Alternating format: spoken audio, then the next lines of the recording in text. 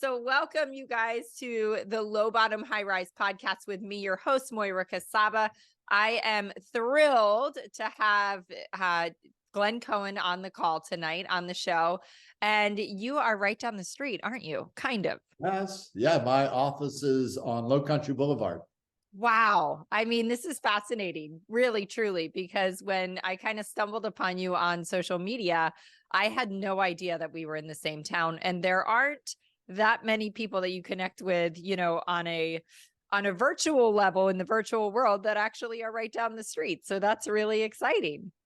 It is. And I'm so thrilled to be on here with you. And thank you for inviting me to be on your podcast. Really Absolutely. Absolutely. So you run the Center for Neurological Intelligence, and that really excites me. I love all things neuroscience. I love everything that you're doing. You've written a bunch of books, but will you, in your own words, Glenn, just tell us kind of what you do and a little bit of the backstory of how you got here?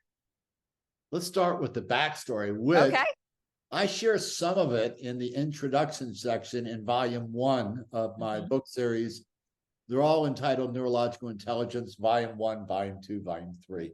So I had a lot of neurological wounding experiences in childhood, adolescence, adult life. And then from 98 to about 2002, I went sliding down the rabbit hole so deep that it was very, very dark. Wow. And then when I was at the darkest points, there was always a voice inside of me that said, keep going. You're going to understand why. Wow. I just believed it for some reason. I don't know. I just trusted it. And then in July 2003, something inspired me. I was living over in Bell Hall at the time. And I went to Barnes & Noble at Town Center, and I'm scanning the self-help books. And I find Tony Robbins' book, Awaken the Giant Within. I said, this sounds interesting. Yeah. So I went home. I didn't even have a job at the time. I had no money. I had a second mortgage on my house. I was going to say, what had you done professionally up to that point? And about how old were you, if you don't mind me asking? Not at all. So before that, I always wanted to go to law school. That was my dream. My father had a chain of drugstores here in town. And after my freshman year, he came to me and says, I need you to go to pharmacy school so we don't get held hostage by some of our pharmacists. So of course, honor thy father, I went to pharmacy school. And 3 years after I graduated, he decided to cash out because he saw the handwriting on the wall with all the major chains coming in. Right. So I go back to law school. He goes, no, you keep one of the stores. And of course, we had 10 at the time, and I got a choice of number 9 or 10. So I took number 9. And it was up on Dorchester Road. And I finally was able to move it to a better location. And then May the 9th in 1994, I finally sold it. Wow. Really did not like pharmacy. It wasn't my calling, my purpose. I didn't know at the time. I just knew it wasn't what I wanted to do. So then I didn't have any idea what I was going to do. But my best friend at the time was a broker with Dean Witter. So he goes, oh, just come here and do this. So I said, okay. So I went and did that. And then through 98 and 2003, I lost everything. We had the market collapse of 2000. And I still remember on my birthday, March 27th of 2000 at 3:20 in the afternoon, a voice said, sell everything, go to cash. But I had so much unresolved shame in my system that I was terrified of being wrong and I would be looked at badly, not enough, So I ignored the voice. And within a year, I was below zero and just blew out. My clients are fine, but myself and what I did to me was the universe had given me opportunities earlier to listen, and I didn't. So the way I like to explain it is it made sure it slammed me to the ground. I say the same. If you don't listen to the whisper, it becomes a knock. If you don't listen to the knock, you're going to get knocked over the head. If you don't listen to the knock over the head, you're going to just about be taken out. Yeah. Yep. And so the universe blessed me with a knockout punch. And then I started this at the age of 45 in July of 2003. I love that. I love that so much. You know, I started into the world of coaching when I was 37. I'm 46 now. And I feel like I'm just getting started in exploring different avenues and different realms of things that I want to study and do professionally, you know, and it's so refreshing to hear that you really found your purpose and your calling at that age. And I think so many people think, you know, it's too late. And I mean, Oh, it's not never. too late at all. So No, how did you stumble? I mean, I know you kind of stumbled into this because of your own darkness, right? absolutely. So you found the book. I'm a huge fan of Tony Robbins. He has cracked my soul wide open. And a lot of the work that got me started on this path actually started with Tony as well. So where'd you go from Barnes and Noble? So once I read his book, I cliff noted the whole book. I have 332 pages cliff noted in my laptop. I still have. From Wow. there, I said, okay, now I know why all this happened. Mhm. I am to move forward and help people. That is my call. So I said, okay, I gotta understand why I made the decisions I made. So I just started buying book after book after book. And one author mentioned somebody else. I buy that book and that one. And then in 2004, I had a couple of clients, but I couldn't pay my bills. My son was, getting ready to go to college in a couple of years. So I had to go back into pharmacy. Gotcha. And then the following year, so I was in pharmacy about 9 months. And all of a sudden, I was working in a store one day and completely collapsed to the floor. Wow. And within a month and a half, I had cervical surgery. I had blown out my C4, 5, and 6, three levels of my spinal column. Wow. I never had an accident. Knows no reason. Wow. And so the doctor, who I absolutely adored at the time, Dr. Bacalt, and we were talking, and I told him some of my story, and he goes, that's just all your energy blowing out at one point. You've been holding all this in so much, Yeah. you just blew it out to your spinal cord. Wow. And So fascinating that a physician would tap into the energy piece. That's pretty cool, especially in Charleston, South Carolina. Right? So I went on disability. So I had time to really do so much more. And I started writing my first book, The Journey from I to We. I thought I knew everything when I knew nothing, right? I was so inspired to share and help. So I wrote the book. Of course, it didn't do anything. And so in 2008, my disability ran out. Now then I started building a little bit of a client base. So I had to go back into pharmacy, but I wanted to maintain a day I could see my clients. So in order to do that, I had to become a floating pharmacist, which meant working for a drug chain at the time. I would travel 2 hours, work 12, and drive 2 hours home to all these small towns all around South Carolina. So it was my birthday of 2009. I got home at 10:30 at night. I turned on the TV. March 27th, because that's my mom's birthday. No way. Yeah. See, there's a lot here. Yeah. So I got home. I sat down in my late little brother's chair that I have, and I still have it in my office. And there's an infomercial from Tony, Getting the Edge. I said, I'm in the car 4 hours a day. I can listen to audio CDs. From that point forward, by the time I left pharmacy, Labor Day 2014, I listened to over 400 audiobooks. Wow. I became an amazing knee driver. Yes. I have a notepad. I would take notes. Wow. And then one thing would lead to another. And then one time I discovered Daniel Siegel's audio CD, The Neurobiology of We. And that's the first time I was introduced to neuroscience. And it just blew my mind. I think blew my mind like 5 times, right? Yes. And then tell me the name and the author one more time. I'm going to write it down. Sure. The Neurobiology of We. Daniel Siegel. Got it. He's amazing. So then I had gotten into a couple of relationships, and each one kind of pulled out some codependency in me. So I had to study that. Yeah. And I got another one where it was a very trauma situation. So I had to study that area. Mhm. So it's like the universe kept bringing stuff into my life Yeah. to take me into different areas. And then once I left pharmacy for good in 2014, when I cracked more than 10 a week, Mhm. I was able to go and do experientials and trainings. I had the freedom to Mhm. go and really start exploring so much more out there. And it was through that process that I really learned, because before that, I had massive amounts of knowledge. Right. I learned that really healing happens in the body, not in the head.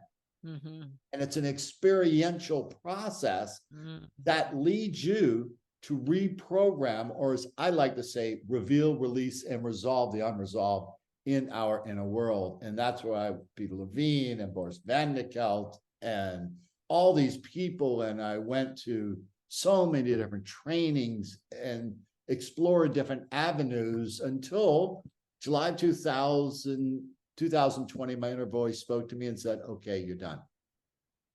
Wow. So in 2014, I had this amazing client, and he goes, Glenn, you got too much stuff. I said, I know, I don't know what to do. He goes, you need a whiteboard. I said, what am I going to do with a whiteboard? Yeah. So I got a little handheld one. I play with it. And I said, oh, that's kind of cool. So I bought a 4x3 footer and put it on the wall and Yeah. play with that. And I said, wow.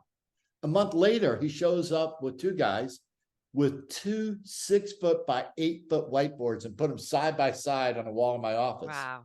And from there, I was a kid in a candy store. And Yeah. over the years, I would move things around and write it out and draw it out and erase it, move it and erase it and move it and erase it. And what's really interesting is in the beginning of my journey, there was a vision in my mind of a quilt with squares and different colors and stitchings. And around 2018, I realized that what I put up on the board was my quilt. Wow. Wow. You and I are so similar. I have a giant whiteboard right behind this computer. I wish that it's probably 4x6, but I wish I had two more because that's how my brain works as well. Very visually, I want to step back and see the big picture and see how everything connects and, just get everything in my brain, all the concepts, the processes, the tools, the strategies, get them all out in front of me. Because everything connects, right? Everything that we've studied, everything that we've learned connects. And I have a mastermind, and I always say it's just because I was trying to think of like, how do I even explain this to people? It's part energy law of attraction. It's part high performance. It's part neuroscience because they're all connected. I've studied with this person over here that's just in this box, this person over here that's just in this box. And I'm just starting to have that conversation that why is everybody in a box? It all connects.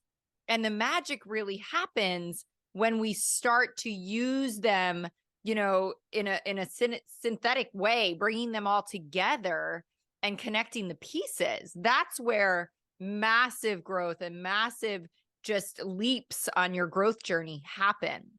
So I would love to hear, I'm fascinated by this. So what did you start to put together? At this point, you kind of had a one-on-one practice. You talked about 10 clients, right? So were you just kind of word of mouth building almost like a coaching practice, right? Because it's not a therapy session necessarily. Correct. So early on, it was like 2004-ish, I built my own website. Okay. All right. So it's like, so I started doing all kind of marketing and By the way, I just want to point out how much I love how like scrappy you are. Like you're just an action taker. And I see it through every single moment of your story. Even the fact that you went back to pharmacy, multiple times because you got to do what you got to do to do what you got to do in life. And you've got a kid to put through college. And I think sometimes people aren't willing to do what they don't necessarily want to do that they have to do in order to get them to the next phase of their life. So I just admire that so much. Thank you. And there's 2 points I'll make. Number one, early on, another voice came out to me and said, your mission is to study the best of the best, pluck out what you think is the best of the best and put it in one place. And it took me 20 years, but I did it. Number two is I realized early on, I read Viktor Frankl's book. I don't know if you've read that one, Yes. Man's Search for Meaning. Yes. And it just hit me so hard. And when I went back in the pharmacy in 2008, I had a choice. I could either look at it like a failure and, oh my God, I have to do this. But I made a choice that, you know what? I'm giving an opportunity to do what I have to do. I get to listen to all these audio tapes. They're paying me to get my own PhD. Right. So it's the meaning you assign Yes. determines the emotions you feel, which drives the fuel of your engine. Absolutely. So many people think emotions lead to meaning, but it's the opposite. It's meaning leads to emotion. And that is the core of so much of my work. Absolutely. It's Absolutely. reframing. Yeah, reframing everything. I mean, I can think of so many instances in my life, and the one that always jumps out, because I love this concept of the meaning we, associate things with. And I always kind of hesitate to go so dark so quickly, but I lost my sister to addiction, and unconsciously kind of during that process, it was tragic for sure. And, I wouldn't wish anyone walking through the loss of a sibling so young, but I was able to see other things in my family that were more tragic. Right. And I was able to say, well, that was even harder. Like this is a little bit easier to bear. But the reality was that my belief around it, right? We create our beliefs. I always tell people your beliefs are just opinions. We think they're facts, but they are literally just our opinions that we decided are true. And I truly believe to my innermost self that my sister's death was God's grace. It was him saying, I am going to take you out of this pain. I am going to free you from this prison of addiction that you're living in, and I'm going to take you home. And I somehow was given the gift of that story, that meaning, that view of it very shortly, within days of that event. And I've just never seen it any other way. It doesn't mean I didn't grieve her death. It doesn't mean that there aren't days where it's hard, but I truly see it as such a beautiful, beautiful thing that, was just grace upon grace. And so I don't have this boulder that, I carry with me throughout my life that affects everything negatively. It serves me, in fact, in my life. And it's the meaning that I attached to the circumstance. Two things. Number one, beliefs are real, but not necessarily true. Right. All right. Number two, my heart goes out to you for losing your sister. You and I have so much in common. I lost my little brother to suicide in 1998. I'm sorry. So it's really interesting because the very next day, I will never forget going to the funeral home, and I got there before everybody else. And I was sitting there and I was looking at him and going, what did you do? I said, you know what? You chose to end your suffering. And I honor you for it. Right. So I chose a meaning, as you did, that was flexible, empowered. Yeah. I love that. I love that. And I'm so sorry for your loss, but the stories we tell ourselves, Everything. and it comes down to everything. And I always teach what you keep saying is I heard a voice. And I always say, listen to the whisper, listen to the whisper. It's always guiding us. And then I think the other guiding tenet in my life is reframing everything with the question of, how is this a gift? Negative people in our lives, tragedy in our lives, diagnoses in our lives, traffic in our lives. I mean, it's the little things that happen on a daily basis that I see that one question changes everything. You can go from near tears, frustrated, angry, and in that downward spiral of negative thoughts that create this barrage of negative emotions. But if you can just for a split second, and there's that quote, I can't remember who it's from, but between stimulus and response, there's a gap. That's Viktor Frankl. Oh, it is Viktor Frankl. Okay. Between stimulus and response, there's a gap. And in that gap is our freedom, right? It's our freedom to choose. Absolutely. And if we can sit in that gap for just a split second and say, wait, how is this a gift? And it just opens up possibilities, right? Without asking better questions, you're never going to get a better answer. The brain will only see, and this is the neuroscience, the brain will only see what it wants to see. Well, I have a You challenge me on it. I love this. I love this conversation. So when I take this to, so I don't know, 2017, 18, somewhere in there, I came up with the term neurological intelligence. Mm-hmm. I said, that's what this is really about. And I trademarked, and I have a registered trademark on that name. And it's really about people's nervous system. Mm-hmm. And we're all just sensory data machines. Right. And from the third trimester on, we are programmed with sensory data, and how we made sense of things early on, particularly childhood, adolescence, become the initial programming codes that sensory data comes in as an adult. And within a nanosecond, we unconsciously assign a meaning, call them references. And they only come in two forms: green empowered, red disempowered. Depending on which reference, depending on the context of a situation, will dictate what meaning you assign. So in volume 1, the quote that goes with that is, it's not what happens to us, it's what happens within us and the impact it has on our nervous system. And whether now as adults, we take responsibility for our inner world, what happened to us, childhood, adolescence, what nobody's to blame, nobody's to fault, that doesn't do any good. Right. But now you have the responsibility. You can never change the content of what happened to you, but you can change the context for how you made sense of it in the past, in the present, using a lot of the techniques that I use with clients through meditative processes to go into the inner world. And as I say, do neurological surgery on yourself. Yes, yes, yes. Incredibly powerful when people trust and allow it to work for them, and allow the whispers of wisdom from their soul to guide their instruments as they do the surgery. Oh, so beautiful. So beautiful. So can we dig into that for a minute? I know that your brain is such a large capacity for all of these things, because I've seen the whiteboards. There's a lot, right?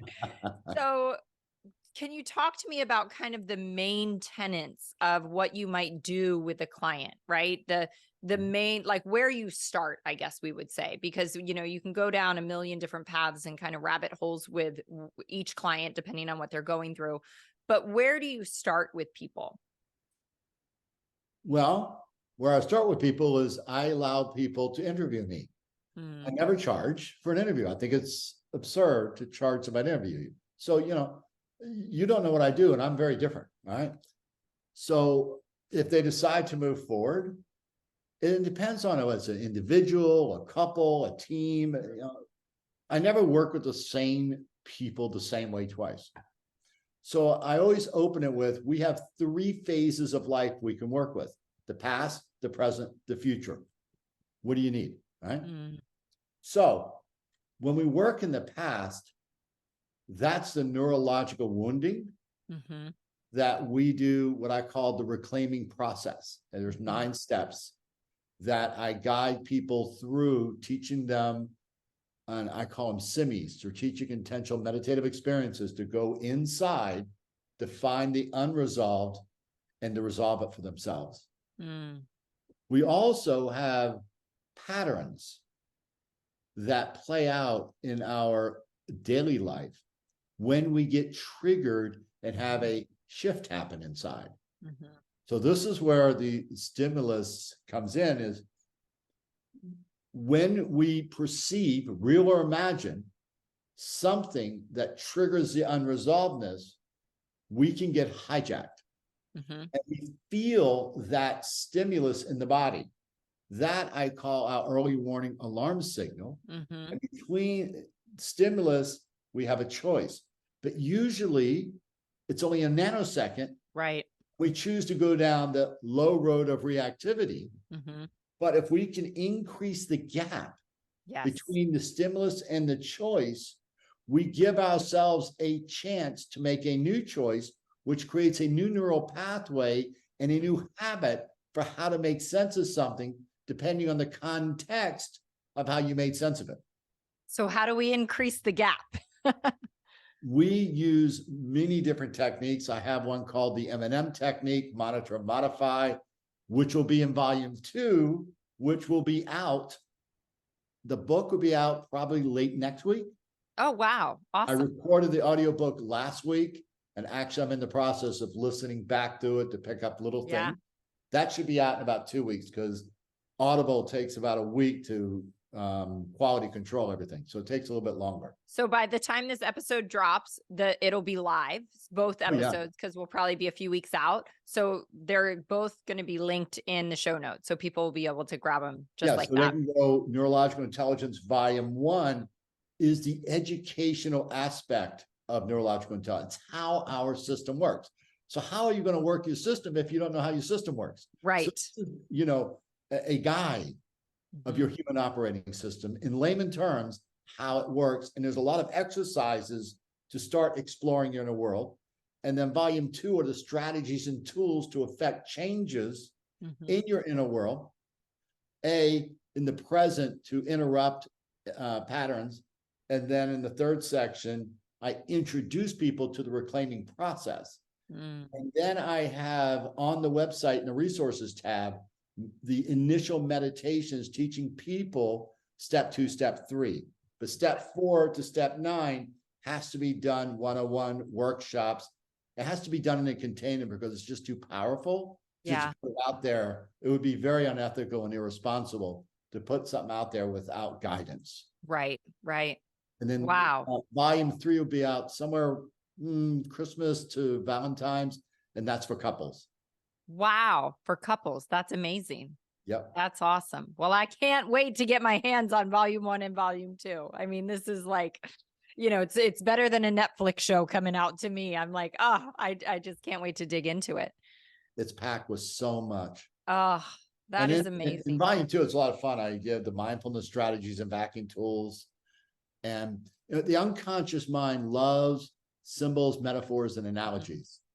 It's 6 years old, and it uses second grade language. It's very simplistic. People try to overcomplicate it. Yeah. And they go upstairs and they try to analyze, logicalize, rationalize, strategize. And the unconscious mind goes, there's no rationalization to it. Yeah. And if you can let go of trying to control and manipulate and figure out, you can get a lot of work done. Wow. You're speaking my language, because I am such a process, strategy, tool type of person, you know, because I've overcome so many things in my life, and all of my growth really has been through some type of process or some type of technique, some type of, you know, something that I'm doing, you know, even every coach that I've worked with or mentor or therapist or whatever, talking about things is great, you know, but I always want to get out of the session and say, okay, what's my homework? What do I need to be doing on a daily basis? What's the process? What's the practice?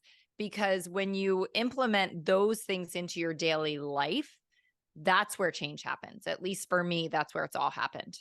You are speaking my language, girl. Yeah. I tell all my clients that what we do in our sessions, I'm going to teach you. Mm-hmm. I'm going to challenge you. I'm going to make you so uncomfortable, because that's the deal. You have to get uncomfortable in order to grow, right? So we're going to find where that uncomfortableness is, and we're going to teach you tools, strategies, and techniques. I said, that's great, but it's what you do in between session, actually applying it over and over again. That's where change really happens.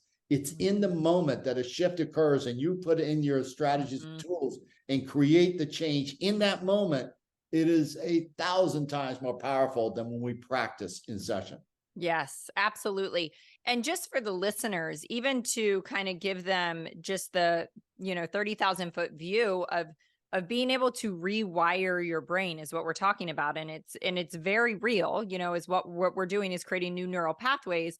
And I even had to think about this the other day for myself. It's like the self-talk game is always real, I was experiencing this agitation, I'm trying to create a new habit and I'm just getting frustrated and irritated.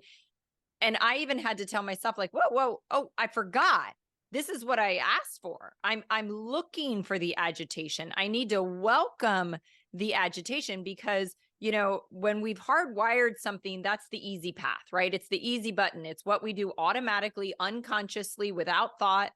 And those are the habits that are unhealthy and that we're stuck in, or some of them. And if we're trying to change that, it's really uncomfortable and it's really new and it feels really agitating. And so we just have to remind ourselves sometimes that that's what we're looking for, and to lean into the agitation and welcome it, versus, because that's right where the gap is, right? You're experiencing the agitation and I can go this way or that way. And every time, it's really mind-blowing and miraculous to lay down new neural pathways, how quickly things get easier when you know the science, right? You understand that this is a brain problem in a way versus, a willpower problem or a character flaw or, something ethical is wrong with me. It's like, no, I'm wired this way. I'm trying to create some new wiring and it's not going to feel good. But if I can make that decision, it's going to quickly start to feel so much easier. Yeah. So the quote that goes with volume 2 is becoming comfortable with that which was once uncomfortable. Mm. And when people find that inner resistance and lean in mindfully in getting uncomfortable and sit there without thinking, rationalizing, logicalizing, and come out the other side comfortable, depending on the context. What's really cool to witness with my clients is the aha moments when they prove to themselves they can do something they didn't think they could do. Right. It's all about that. When that happens, everything changes. Yeah. It's like, and when you can do it with one thing, you can do it with anything, It opens up the door. It opens up the door for just massive change in your life. Because I was even thinking when I was like rubbing up against this agitation, this week earlier, I remembered, I was thinking about, it sounds so silly, but I think most people could probably relate. I got off coffee a few months ago, like back early summer. And for a week, I was angry. I was angry and I wasn't happy. I mean, it was uncomfortable, like every second of every day. You've got caffeine headaches, withdrawal, and all this stuff going on. And I truly have zero desire. I might have 1 cup of coffee a week just to savor the taste, could take it or leave it. But I'm like, it's really radical that it was a week. It was a week that I felt pain, and an extreme uncomfortability. And now it's 180 degrees in the opposite direction. But we can do that with, a drug that we're stuck on, pornography that we're stuck on, affairs that whatever we're stuck on, whatever mind loop that we are wanting to rid ourselves of. If we can sit with the uncomfortable, we can rewire a whole new future. Depending on what you do in that space of uncomfortableness, yes. Yes. You can Depending on absolutely the do choice. that. Yeah. So what I call that is neurological detox. You're going through a detox of your nervous system when you get really uncomfortable because you've got these autopilot programming codes you've been running for years or decades, right? Because it's tied to your identity of who you think you are. And it might have been true at one time, but it's not anymore, right? Because you believed it. So now, in order to get uncomfortable, you have to sit in that space and go through neurological detox. It's going to be really uncomfortable, and you're going to, and you just breathe. Yeah. So I love anchors. I anchor my clients like crazy. Yeah. Right. One of them is protect your ID. So everybody thinks online, identity, right? No. Internal dialogue. It's the most precious thing you own. Yes. People are not aware. The Cleveland Clinic says that we have 70,000 thoughts a day. Yep. 80% are the same as yesterday. Yeah. The question is, what percentage of that 80% is red versus green? Right. And if it's really a lot of red, context related, because how you make sense with yourself, a committed love partner, children, family, friends, business, they're all different contexts, will determine how your system is activated and how you're going to react or respond when a stimulus occurs. Yes. Yes. Oh my gosh. We could talk for hours. Yes, we could. Tell me this, because I'm curious. Do you have for your own self I'm sure you have some daily practices that you have in place, some, morning process, that type of thing, meditation. What do you do on a daily basis for your own kind of neurological intelligence? That's an interesting question, because every moment I'm in session with clients, I'm in a meditative state. So for 12 hours, because I get to my office 6:30 in the morning, I don't leave until 7:15 at night. Wow. So you are totally booked across the board now. Yes. Yeah. And then I'm writing all these books and doing all this. Yeah. And I used to do a lot of meditation work, but I realized I'm in meditation every time I'm with a client. I tell my clients, I never, ever think when I'm in session. My brain is totally not there. It is all coming up from down below, all intuition, just images come up for me, words come up for me, and I throw them out there. I call it throwing spaghetti. I said, it's never about me. But if something comes up, I'm gonna throw the spaghetti. If it sticks, great, we got something. If it doesn't, great, we move on. Right. But I'm never thinking. It's a total meditative state. And particularly when I do my meditation work with my clients, I have my meditative music on, I have my meditative voice. Most of the time, I'm leading them up to a certain point, and then I'm just sitting there holding space while they're doing their work inside. I don't know 95% of my clients' stories. I don't need to know. Right. It's them doing their own work inside. Yeah. I'm just guiding it very globally, depending on the strategic purpose of the meditation. So I'm sitting there meditating with them. Wow. That's amazing. And that's a testimony to you really just finding your purpose in life, like finding your life's work, I tell everybody, this is my God-given purpose. Yeah. This is the reason the universe put me here. And I am so incredibly excited to share it with the world. That's amazing. Whatever happens, I really don't care. As long as I put it out there, the universe will decide what to do with it. Yeah. Isn't that the most freeing place to be? Unbelievable. Yeah. There's no attachment to outcome. Wow. I don't care. It's just day to day, doing my thing and putting it out there and see what happens. Seeing what happens. And I love, again, that you are in one of the most conservative places in the world. Let's be real. And that you're doing this work and it's so booked out and so successful. And I'm sure it's all word of mouth, right? A lot of it. A lot of it. And, I have clients all around the country. We do Zoom. Half my clients are in town, half are wherever around the country. And it's just people talk. And, it's really interesting. There's some Facebook Mount Pleasant moms page. And I'm, so many people found me off of that. Wow. Other moms tell the stories in the Facebook moms page. It's like, okay, cool. That's amazing. That is amazing. Oh, this is so good. Well, I know you're not attached to the outcome, right? But what does the future look like for you? You've got your practice. I know you're in it right now with getting, the volume 2 out, then volume 3. Is there anything that you see coming after this for you? Oh my gosh, yes. I have lots of visions and goals. The next thing I'm really going to put a lot of time and effort is creating a weekend workshop, allowing people to go through. I'll say, okay, read volume 1 and 2, do the meditations of steps 1, 2, 3 off the website, and come to the workshop. We're going to do step 4 through 9.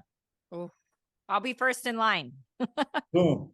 So that's that. And then I would love to create a coach training program in this modality because I think it's really amazing. Yeah. I'd love to create a high school course. I think getting this information to 9th and 10th graders would be a game changer because there's Wow. nothing out there and they have no idea about how their system works. Yeah. And this would give them a chance for choice to do something different. Yep. And then ultimately, I'd love to create a foundation, buy a huge tract of land and build a retreat center where people come for 7 days and go through the whole thing and knock it out. And have some Wow. individuals, have some couples, and in the summer, bring in underprivileged youth to give them an opportunity to do something they would never have a chance to do.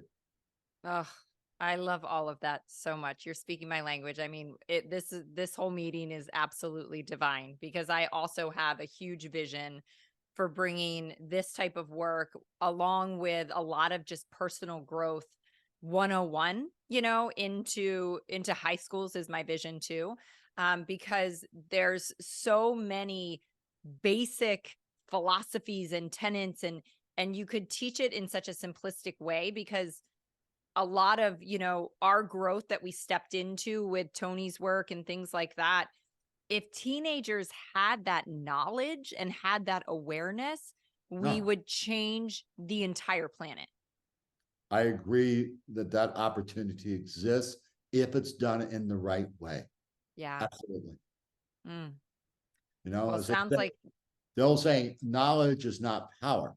It's right. the application of the knowledge that's powerful. Absolutely. Action, action, action. That's what I always tell people. It's like action is the separator, right? It's, I can teach the same thing to thousands of people and, 100 of them take it and run with it and succeed wildly in their life. What happened to the 90% that didn't? And it's because they're stuck, they're not taking action. They're not actually applying the things. Yeah. That's where I like to tell the story of, look at the law of attraction Mhm. and break the word attraction down. It's action. Yes.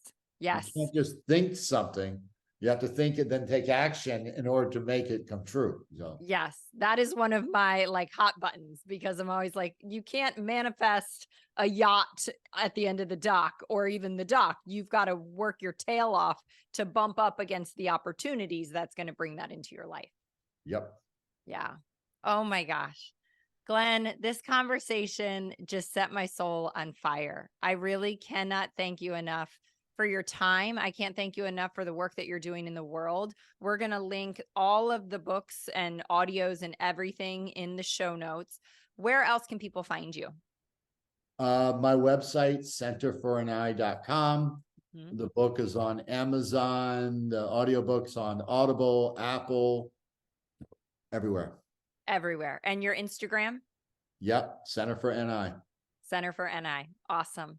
Awesome, awesome, awesome. Well, we will have a lot of work to do off the show. I think there's definitely some collaboration happening here. I would love that.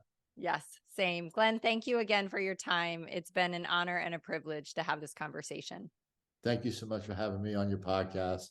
I'm the one that's honored. Thank you. Oh, thank you. And everyone, make sure that you tag Glenn in, if you're sharing the episode somewhere, share it on your social media, share it wherever you can, tag me. I'm sure he would love to hear from you. I would love to hear from you what your takeaways are, what your questions are. So we will look forward to that.